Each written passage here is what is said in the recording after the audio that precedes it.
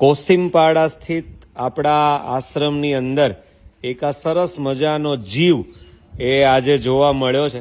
એક અદ્ભુત રચના છે અને કેટલી સરસ મજાની આ ઈયળ છે. એના આગળના ભાગમાં અને પાછળના ભાગમાં આ 4 મોટા કાંટા અને એ ચારેય કાંટાઓની અંદર આ પેટા પ્રકારની જે શાખાઓ હોય, નાના નાના કાંટા, અને એના પગના ભાગ રૂપે સરસ મજાના અલગ અલગ બંને બાજુ 6 કે 7 જેટલા પગ છે. આ ઉપરનો ભાગ છે એમાં કોફી અને યલો કલરનો શેડ ધરાવતો આ ભાગ, આ આગળનો ભાગ છે એમનું મોઢું છે અને સરસ મજાની આ અદ્ભુત રચના. ધાર્મિક માન્યતા મુજબ 84 લાખ યોનિઓ એટલે કે 84 લાખ પ્રકારના જીવો ઈશ્વરે, સર્જનહારે અને પ્રકૃતિએ ક્રિએટ કર્યા છે. એમાંનો આ એક જીવ. આપણે બધા જ લગભગ બાંધકામની દ્રષ્ટિએ જે વિશેષતાઓ છે એની વધારે આપણે બધી એના ગુણગાન આપણે વધારે ગાઈએ છે. વાંધો નથી, એ પણ વ્યવસ્થાના ભાગરૂપે જરૂરી છે.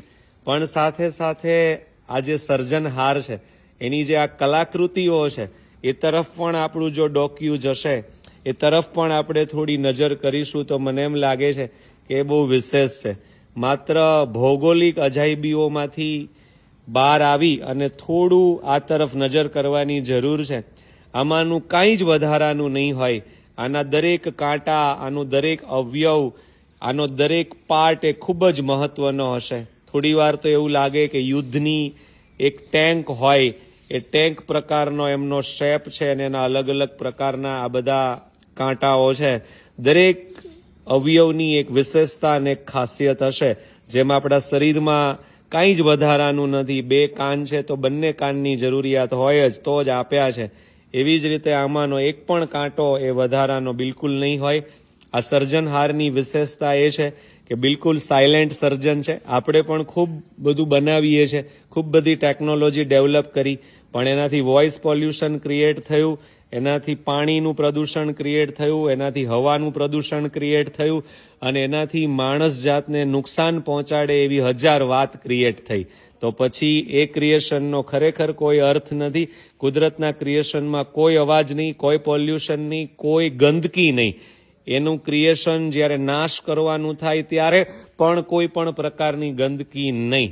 આ ઈયળ છેલ્લી 30 મિનિટ કરતાં વધારે સમયથી મારી સાથે છે, મારી પાસે છે.